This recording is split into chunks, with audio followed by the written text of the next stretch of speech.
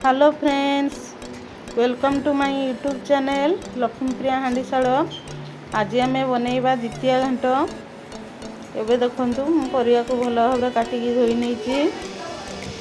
मो पाखरे जेतिकी परिया थिला मु सेतिकी परियार घांट तैयारी करिवि।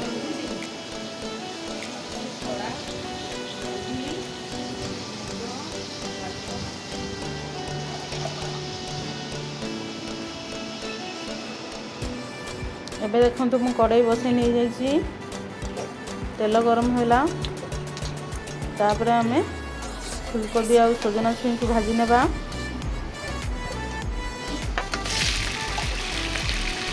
नहले तरकारी फुटी जीवो। एबे पुणी कड़ाई गरम करिकी आर परिया को भाजी नेबी। टिके जीरा पकई नहीं, तेजपत्र पकई नहीं, तापर आम परिया को पकई नेबा।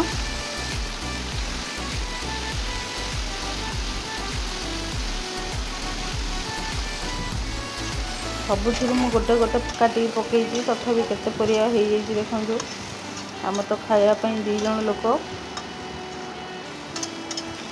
कड़ाई फुल हो जाइए।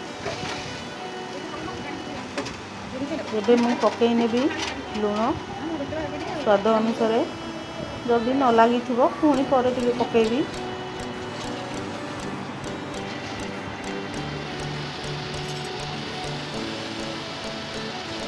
एबे पकई नेबी मु लुण, तापर पकेबी हलदी गुंडी,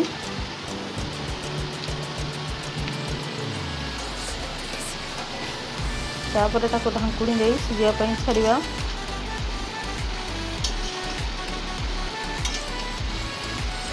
परिवाटी भल भाव सिझीगले तापर आम छुंक पकड़।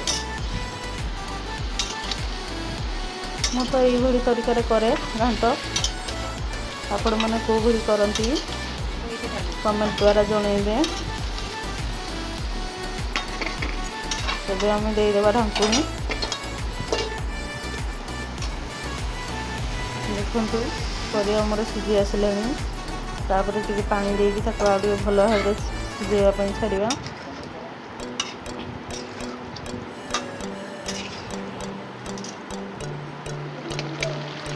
देखंतु परिया मोर अधा अधी सिझी आसला। तथापि पानी मरीनी। ये पानी मला पर्यंत मुझे सिझेबी।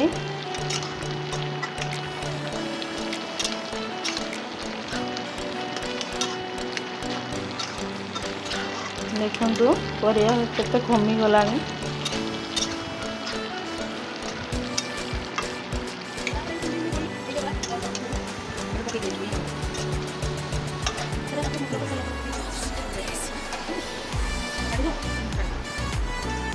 एबे पुणी मु गरम कर नहीं कड़ाई तेल पकई नहीं। एबे पकेबा आम फुटण 5 फुटण।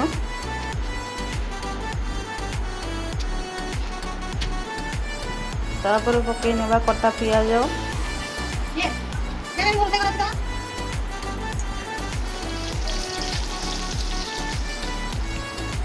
एबे पकई नउछि टमाटो।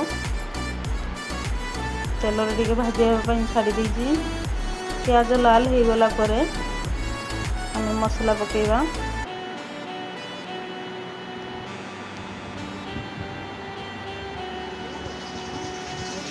देखंतु मु ग्राइंडिंग कर नहीं रसुण अदा पियाज सुखिला लंका।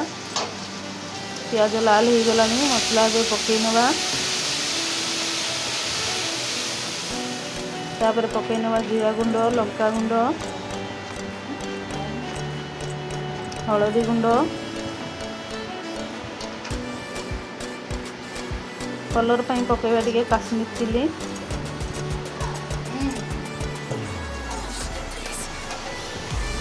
ताको पानी टिके देछि गोळेकी मु ढाली देछि मसला रे।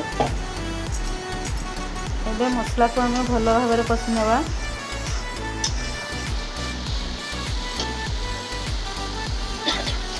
देखंतु मसला हमर कषा पूरा रेडी हो जाइए। तेल बाहरी गलानी।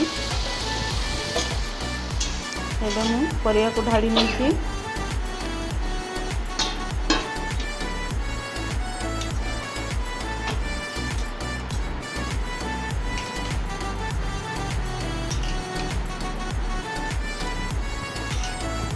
भल भाव एमती आउथर गोड़े नवा। वीडियोटी जदि आपण मानकु भल लगी थाए लाइक करिवे, शेयर करिवे, सब्सक्राइब भी करिवे, कमेंट करिकी जणैबे। एबे आमे पकई नेबा गरम मसला।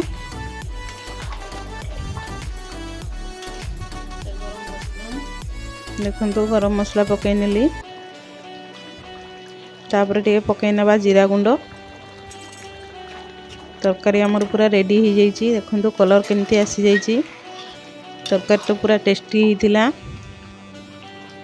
आपण मैंने बनैकी खातु। ये देखो मु प्लेट रे काढ़ी नहीं। Thank you for watching. Bye bye.